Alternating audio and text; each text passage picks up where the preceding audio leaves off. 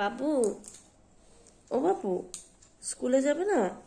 হ্যাঁ, কি গো, বিছানায় ঘুমোচ্ছিল, উঠে এসে আবার আমার কোলে ঘুমোচ্ছে। মায়ের কোলে ঘুমোলে যেন শান্তি পায়।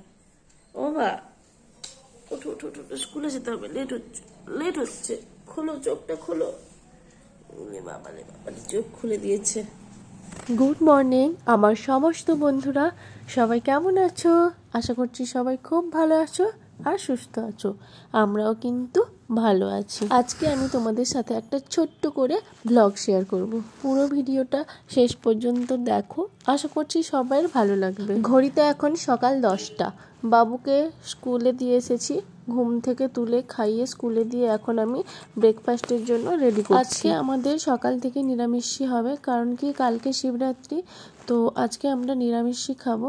আর এখানে দেখো মিয়ামরের কিছু স্যান্ডউইচ নিয়ে নিয়েছি, আর নিয়ে নিয়েছি লাড্ডু। তোমাদের দাদাভাইকে ওইটা আগে দিয়ে আসবো, তারপর আমি নিজের জন্য ব্রেকফাস্ট রেডি করছি। আমিও 3টে স্যান্ডউইচ নেব, ওকে 3টে স্যান্ডউইচ দিয়েছি, আমিও 3টে স্যান্ডউইচ নেব। তো সকালবেলায় আজকে ভেজ স্যান্ডউইচ দিয়ে ব্রেকফাস্টটা সেরে নিয়েছি। আর তারপরে আমি চলে এলাম আমার বাড়া কাজে। এই যে কাজগুলো দেখছো, এই কাজগুলো কিন্তু আমার বাবুই আমার জন্য মানে বাড়িয়ে রেখে গেছে যাকে বলে। আলনা থেকে সব জামা কাপড় যা ছিল সব কিছু টেনে নিচে ফেলেছে। এখন আমি ওগুলো এক এক করে সব গোছাবো। এই কাজটা আমাকে সারাদিনে প্রায় 4 থেকে 5 বার করে করতে হয়। জামা কাপড় আর কোথায় রাখবো বলো তো? এই আলনার একটা বক্স আছে, ওই বক্স থেকেও বের করে সব কিছু গুছিয়ে নিয়ে বাবুকে এখন চলে এসেছি স্কুলে নিতে। তো ওদের আজকে খেলা হচ্ছিল, তো এখন আমি ওকে স্কুল থেকে বাড়ি নিয়ে যাব। Please take back your kids. Parents, please take that back. Along with the Rangoli, go to Madhurima ma'am. School থেকে ফিরেই বাবুকে একটা সারপ্রাইজ দেব। দেখো এখানে একটা জলের বোতল ঠিক বলতে পারো, আবার গ্লাসও বলতে পারো। এটা বাবু ওর বন্ধুর জন্মদিনে রিটার্ন গিফট পেয়েছিল। এটা আমি আলমারিতে তুলে রেখেছিলাম, আজকে ওকে আমি দেব। ছেলেটা ভীষণ কম জল খায়, জল একেবারেই খেতে চাই না। তো এরকম স্ট্র দেওয়া কোনো বোতল বা স্ট্র দিয়ে যদি দিই, তাহলে ও স্ট্র দিয়ে জল খেতে ভালোবাসে। আর এই মুহূর্তে বাড়িতে কোনো স্ট্র নেই বলে আমি এই গ্লাসে করে জলটা নিয়েছি, ওকে খাওয়াবো।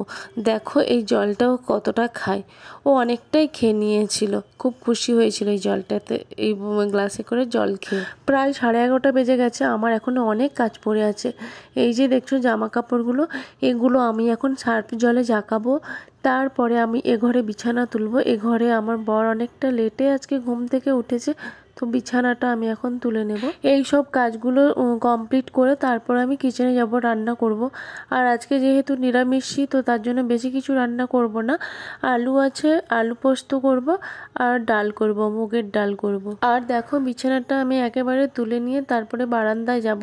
বারান্দাটা পরিষ্কার করতে হবে, আর কতগুলো বাসন জমা হয়ে আছে। সকাল থেকে ছেলের পেছনে সময় দিতে গিয়ে আমার এই কিচেনের কাজগুলো সারাই হয়নি। কালকে রাতে ঘুমিয়েছিলাম 1টার সময়, যে কারণে আমি আর বাসনগুলো ধুতে পারিনি।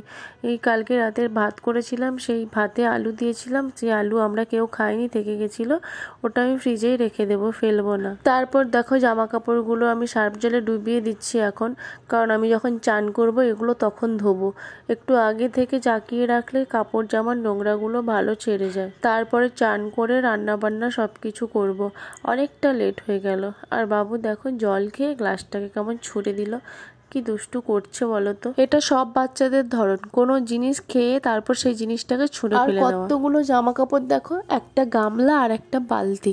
তারপরে চলে এসেছি বারান্দাটা ভীষণ নোংরা হয়ে আছে, মানে রাস্তার ধারে ঘর হলে যা হয় অবস্থা। একদিকে রাস্তা ধুলো, আর অন্যদিকে দেখো পাখিদের টয়লেট।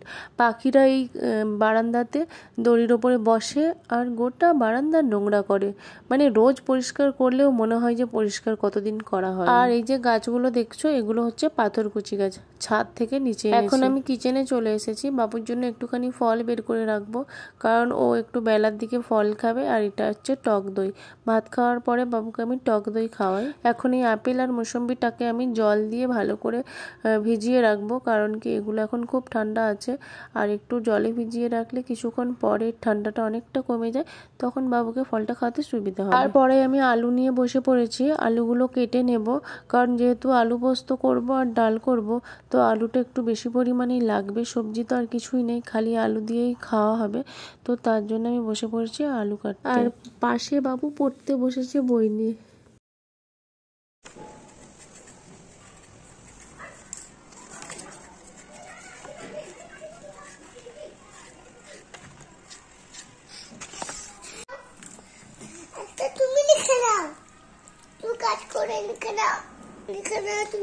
না, আমার কাজ হয়ে গেছে, তুমি তোমার কাজ করো। তোমাকে পড়া দিয়েছে, হোমওয়ার্ক দিয়েছে, করো, এটা করে নাও।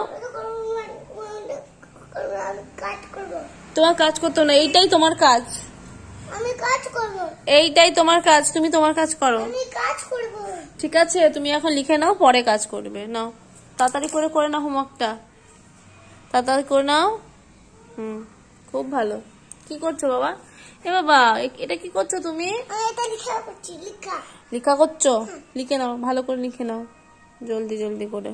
এখন দেখো রান্নার জোগাড় করে নিয়েছি। এখানে সোনা মুগ নিয়েছি, মুগ ডালটা একটুখানি ভিজিয়ে নেব, আর চালটাকে ভিজিয়ে দিয়েছি। তারপরে আমি একটুখানি আপেল কেটে নিচ্ছি, কারণ বাবুকে একটু আপেলটা খাওয়াবো। আচ্ছা ঠিক আছে, আমি আপেলটা কেটে নিই তোমার জন্য।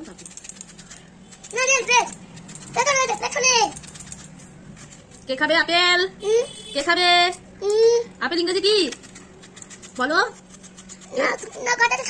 কাটা নয়, দিস ইজ বোটা। হ্যাঁ, খুলে দেবো। এরপর কি সিয়ান্স? কে খাবে আপেল? হ্যাঁ, তুমি আপেলটা খাবে তো বাবা? বটি আছে, মা সরে যাও সামনে থেকে।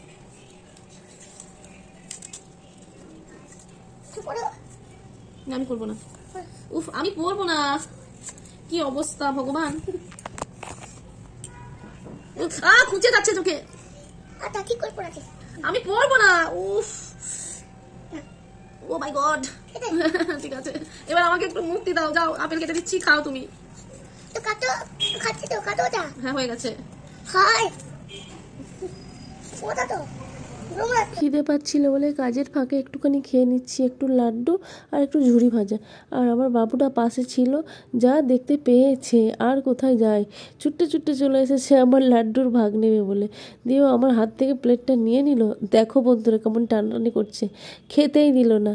তারপরে বলে একটু জল খাই, ও মা, সেটাও খেতে দিচ্ছে না। কোথা থেকে দেখো দৌড়ে এসে আমার হাত ধরে টানবে, বলছে বোতল দাও, বোতল দাও। আমার বোতলে কেন খাচ্ছ? বোতলটাও নিয়ে নিল, কি বলবো। আর আমি কিন্তু শিলনোড়াতে মশলা বাটতে ভালোবাসি ঠিক না, মানে অল্প মশলা তো, তার জন্য আমি শিলনোড়াতেই বাটি। এক গাদা মশলা বেটে আমি ফ্রিজে রেখে খেতে খুব একটা পছন্দ করি না, তার জন্য রোজের মশলাটা রোজ বাটি। তারপরে দেখো রান্নায় চলে এলাম। আজকে যেহেতু নিরামিষই রান্না হবে, তার জন্য আমি এখানে কোনো রকম পেঁয়াজ বা রসুন এই টাইপের কিছু রান্নায় ইউজ করব না। জাস্ট আদা আর ফোড়ন, পাঁচফোড়ন, লঙ্কা, তেজপাতা, এই মশলাগুলো দিয়ে আজকে আমি মুগ ডাল বা আলু পোস্ত দুটোই বানাবো। আর আলু পোস্ত দিয়েছিলাম একটুখানি কাটা টমেটো, আর দিয়েছিলাম পোস্ত আর কাজু বাটা, আর আদা দিতে হয়, আদাটাও দিয়েছিলাম। রান্নার ভিডিওটা খুব বেশি দিতে পারিনি, অল্প একটুখানি ভিডিওটা বানিয়েছিলাম, কারণ একা হাতে দৌড়াদৌড়ি করে সব কাজ করতে হয়।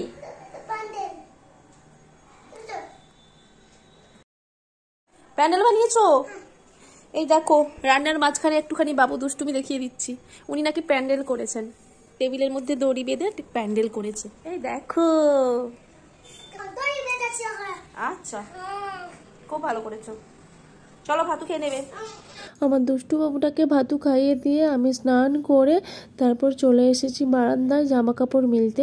জামা কাপড়গুলো বারান্দায় মিলছি, কারণ ছাদে উঠতে নামতে ভীষণ কষ্ট হয়। আর বাবু দেখো ওদিকে লাড্ডু নিয়ে বসে গেছে। ভাত খেয়ে ওনার পেট ভরেনি, আর ভাত তো এইটুকু খেয়েছে, তারপরে লাড্ডু নিয়ে বসলো। তারপরে আমরাও খেতে বসে পড়েছি, ভাত, ডাল আর আলু পোস্ত, এই দিয়েই হবে আজকের লাঞ্চ। আর বিকেলে একটুখানি পেঁপে কেটেছিলাম। এই পেঁপেটা আমার বাপের বাড়ির গাছের পেঁপে, আমি যখন নিয়ে আসি একেবারেই কাঁচা ছিল, কিন্তু এটা পেকে গেছে এখন। তারপর একটু বেগুনি ভাজলাম, কারণ সন্ধ্যেবেলা একটুখানি টিফিনে আমাদের কিছু খেতে হয়, তো ভাবলাম নিরামিষটি যেহেতু টিফিন, তার জন্য বেগুনি ভাজলাম, বেগুনি দিয়ে মুড়ি দিয়ে খাওয়া হবে। আর তারপরে একটু চা বানিয়েছিলাম। মুড়ি খাওয়ার পরে তোমাদের দাদাভাই একটু চা খোঁজে, তো ওর জন্য চাটা বানিয়েছিলাম। চা হয়ে গেছে, ও একটু খাবে, আর বেশি হয়েছে চাটা, আমিও একটু নিয়েছিলাম। সন্ধ্যার টিফিনটা মোটামুটি কমপ্লিট করে তারপর আমি রাতের রান্নাতে চলে গিয়েছিলাম। আর রাতের রান্নাতে আজকে করেছিলাম রুটি, আলু পোস্ত ছিল, ওটা গরম করেছি, আর সঙ্গে ছিল মিষ্টি। আমি দোকান থেকে মিষ্টি আনিয়েছিলাম। ভিডিওটা অনেকটাই বড় হয়ে গেছে, তো আশা করি ভিডিওটা সবাই দেখেছো। আর প্লিজ একটা সুন্দর করে কমেন্ট করে দিও। ভিডিওটা আর বড় করলাম না, বাবুকে এখন পড়তে বসালাম। ততক্ষণ সবাইকে টাটা।